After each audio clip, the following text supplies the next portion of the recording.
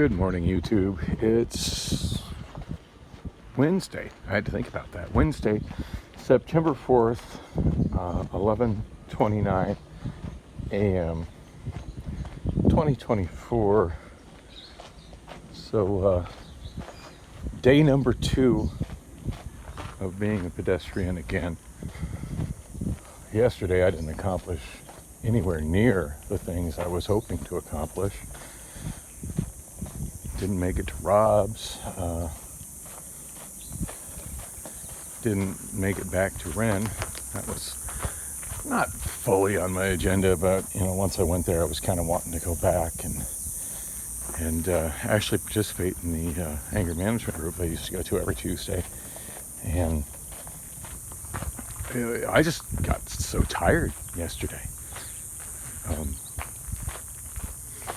When I was at Wren, we did this goofy relaxation exercise. I think I mentioned it in my last video.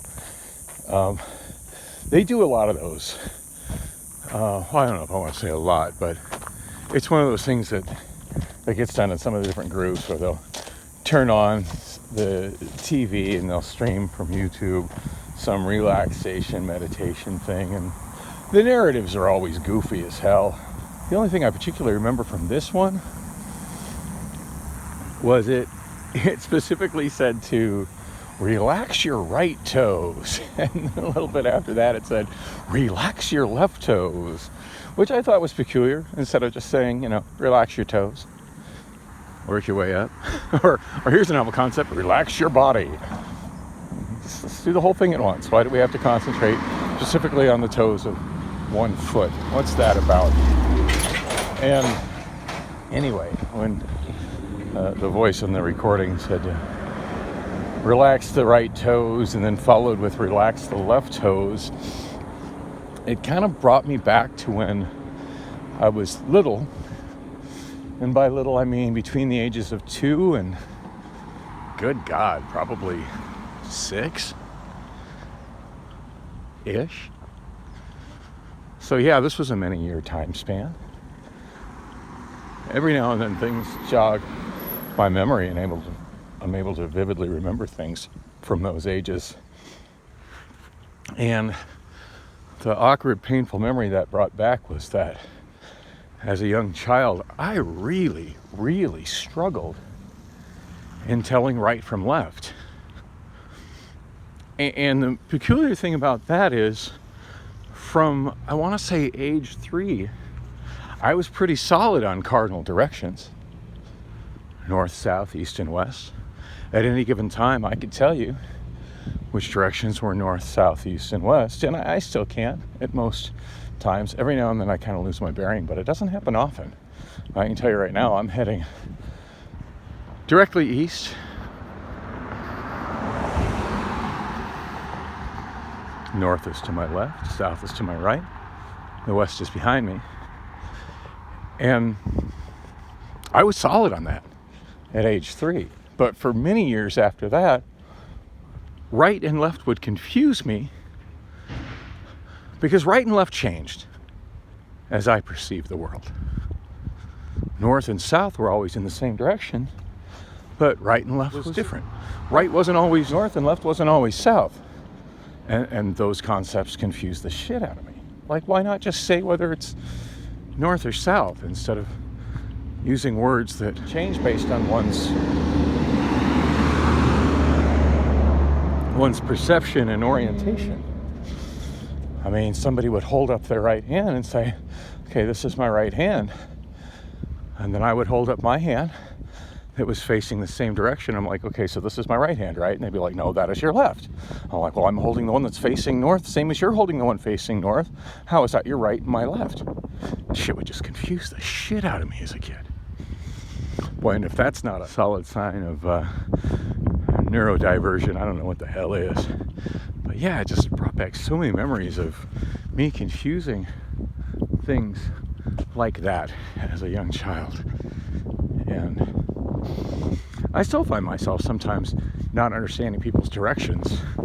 And I think it's because of things like that.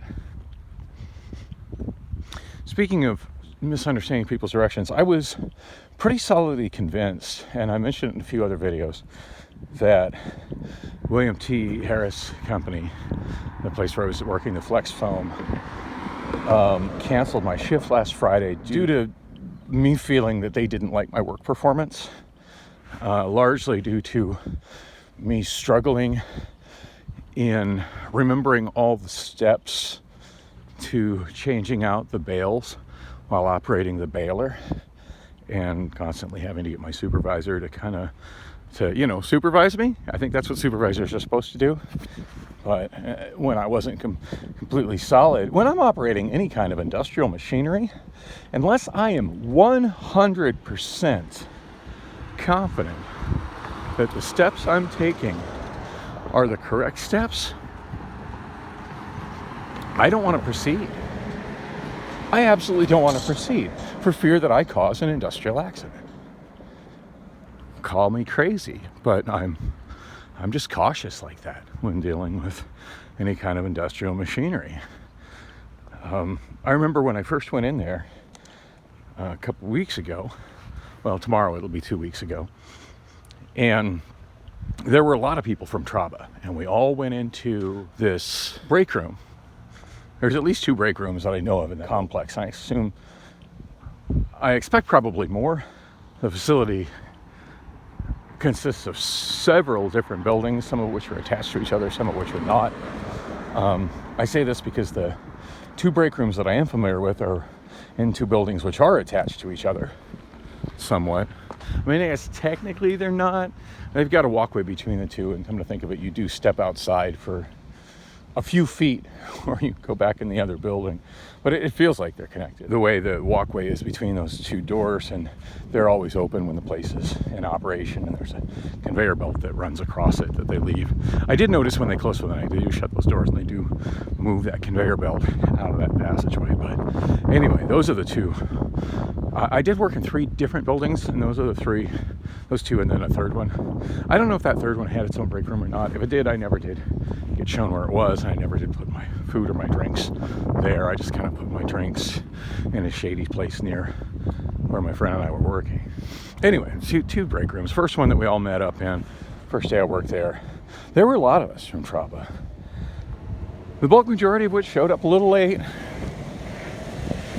So those of us who showed up on time had a little bit of time to talk, and I kind of gathered from other people's conversations what had been going on in that workplace prior to me being there, since it had been showing up on the regular on Traba just for wait lists for me.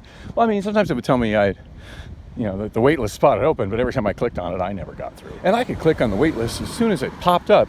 Still wouldn't matter by the time my phone made it to the page. And mind you, I have older, slower phones and lower budget, slower wireless carriers. And yeah, by the time my phone made it to the page where you would accept the shift, it was already gone. And I just had the option of keeping myself on or removing myself from the wait list, which is frustrating. That's 90% of the Traba experience for me. It's just frustrating.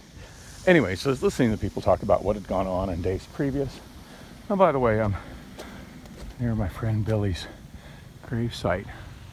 It's kind of in front of me, near that tree with the bench. It's a little bit to the left of the tree with the bench there. Or is it that tree with the bench? Hard to really say from this direction. But I haven't gone by there since the day I spent a couple hours there with his girlfriend, Lisa. Yeah, that's a story for another time. She did give me a picture, which I told her I was going to put on his gravestone later that day, and I still haven't. And I feel bad about that. I need to get that done. I've just found that I like the picture so much, and it features another karaoke DJ that I know fairly well, whom I've never hung out with at the same time as Billy. So it was kind of a revelation to see a picture of him and Billy hanging out together. It's like, oh, cool, he knew Billy. That's wild. The guy who does a show out at Dunes on, I forget the name of the damn road. Dunlap. Dunes on Dunlap, right off 35th Avenue. A little bit west on the south side. I used to like to go to his Tuesday show, and they've since cut his Tuesday show due to Not enough attendance. Been a lot of that going on in the bar world. Oh, look at that! It's a destroyed gate. Heard an interesting story about that destroyed gate on a gated complex there. Apparently, a guy plowed through it in a Ram pickup truck, a fairly new, fairly expensive Ram pickup truck. Just plowed right through it, and once he got to the other side, blew his brains out. You got to wonder at all times just how close people who seem to have it together are from blowing their brains out. I mean, I see a guy driving a new Ram pickup. I assume he's compensating for a small penis, but other than that, has his life pretty much together. And obviously that guy didn't, or he wouldn't have blown his brains out after destroying the gate to a gated community. And got this information from the manager of that gated community, and he still has no idea what the connection was between that guy and the gated community he manages. So, weirdness. I was not planning on talking about that. I just looked to my left, and it's like, oh yeah, there's that destroyed gate, and the guy that plowed his big compensating for small penis truck through it and blew his brains out. Yikes. This is always such an interesting walk, going down 51st Street. It's kind of interesting to me how 51st Street is completely disconnected from all other streets for an entire half mile, and it's such an interesting mix of uses. We've got older apartment buildings and new apartment buildings, and always seems to be some people walking on it. Brand new. I would imagine these are probably condos, actually. I also find it interesting how the sidewalks and curbs don't line up. And I'm sure they're the way they are right here because of actual zoning maps, property ownership maps. It always leads me to wonder how the hell they got this way. Yeah, here's a spot for rent. I always tell people, if you're looking for a place to rent, go through a neighborhood where you'd like to live and look for little signs like that. Look for little places like that. And you're going to have another one right there. You're probably going to have a way better experience than if you go to a large corporate-owned apartment complex that advertises on expensive websites and in expensive for-rent magazines. Because for starters, you're not going to be paying for all of that advertising. Of course, you might end up with a landlord that's not as quick at fixing stuff. But I don't know. I'd still rather live in another one right there. This would be a 1826 North 51st Street. I'll get the for rent sign out. I know for some reason I lost the place I'm in. Knock on wood, that doesn't happen. Gotta admit, I'm a little scared about it because not having my mom's van and being on foot has caused me to have to cancel some of the paid jobs that I had lined up in both Winolo and ShiftSmart, and was I making much money off of them? No, I wasn't. Like the one I canceled for Winolo yesterday was it was one of those ones, I forget the name of the company, but setting up card displays. They say it takes about 30 minutes, which I expect for me the first time, even if somebody else thinks it's going to take 30 minutes, it probably would take me an hour, but whatever. They just pay for 1 hour, and they're always in ridiculously remote locations. Now this one was going to be at Signal Butte in Maine, more or less, and I figured I could probably make that work, because usually when I get out that far, I end up picking up Circle K shifts off ShiftSmart. And the one that I lined up yesterday early morning from 6 to 8 a.m. was, for some reason I was thinking it was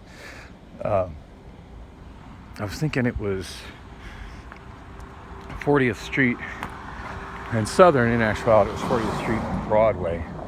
But yeah, I kind of had it in my head that I was going to start my day heading that direction. And then from there, head east. And if I could pick up a shift, starting at say 9 a.m. and work 9, 10, 11, 12, 1. Yeah, do like 9 to 1. Do that, then go do the prometric thing, and if I could get that at some point between my first one and my second one. Anyway, I had this whole elaborate plan in my mind how I was going to do that. And of course, that all fell apart when I had to leave the van there for my mom, and at that point, yeah, it just seemed like my best plan to just go to that first job, cancel prometric, and because of course it takes too long via public transit to travel those distances between those places. And I mean, you know, from that Circle K to say Signal Butte and Maine, it's maybe a 30-minute drive, if that. But on the bus, I don't know, I'm looking at 2 hours if I can even go that far east on the bus. I've never tried to go any farther east than Val Vista, and that ended up being pretty problematic. So, but anyway, yeah, I canceled that, and that's not a lot of lost money. And then I realized I had one scheduled for early this morning in central Maricopa, like town of Maricopa. I ended up canceling that one. I'm a little worried that might come back to haunt me because I'm supposed to cancel within 24 hours, and I canceled that one like 22 hours before the shift started. And I should have been more careful with that. But seeing the places I've worked at, there's castaways. Anyway, when I canceled that one, realized that yeah, I should have canceled it the day before. There was no way in hell that was happening without a vehicle to drive. And granted, I wasn't going to be making a whole lot of money on that because of the cost of driving to Maricopa. But I've got somebody I've been chatting with online who lives in Maricopa that really wants to hang out, and it seemed like a good opportunity to put myself near where he lived and maybe hang out with him before or after work. And I still haven't let him know that I canceled, so he's probably thinking I just forgot about him or blew him off or whatever. And it's just I've had so much other things on my plate. Oh, let's not forget, I just slept damn near 24 hours. So anyway, I'm heading to that Circle K. Shift is scheduled at noon. It's 11:47, so I'm a little bit early. But got my backpack on. Hopefully I don't get too much of that negativity that surrounds people that show up to these Circle Ks with a backpack on. But it is specifically designated as a 2-hour cooler refresh. And yeah, I'm not doing that in the same clothing where it's 38 degrees inside the cooler. I'm not going to be able to do that in the same clothing that I wear for this walk here, which, let me bring up the weather app. I need to get a widget on one of these phones where I can just look at the phone and see what the weather is. I don't have any with a weather widget going on these days. It's 100 degrees right now. So this feels like 97. I don't understand what that whole feels like shit is about, but it feels like 100 degrees to me. Clear, there's no mention of humidity. Doesn't feel like there's any humidity. It's pretty dry and sunny right now. I'm looking to see what the high temperature is for today. Sun will go down at 6:50 p.m. today. Wave it goodbye. That's an odd thing to print in the app.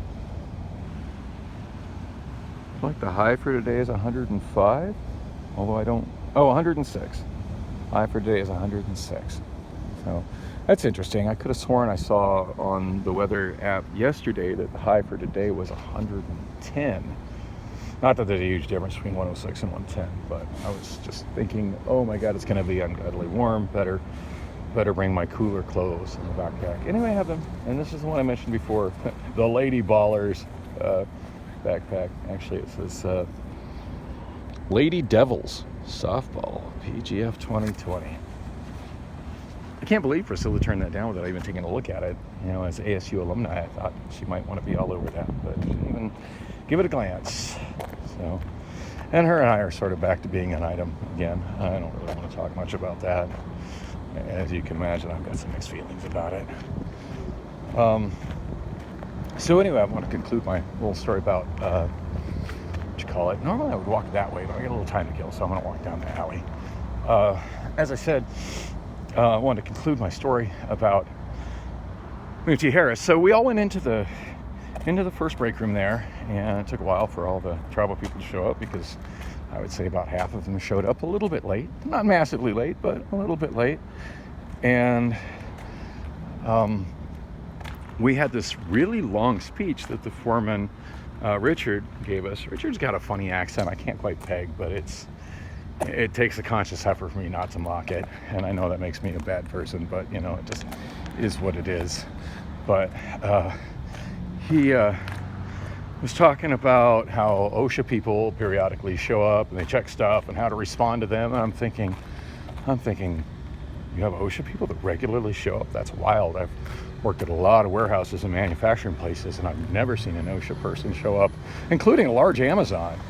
And I wonder what could have led to that. And then as I'm thinking those thoughts, he talks about how somebody died on a forklift there. And I'm like, oh, well, that explains it. Anyway, so I was thinking that for, so like I said earlier, I'm very, very cautious when I'm first operating a piece of industrial machinery, and I'm not proceeding unless I know 100% what I'm doing.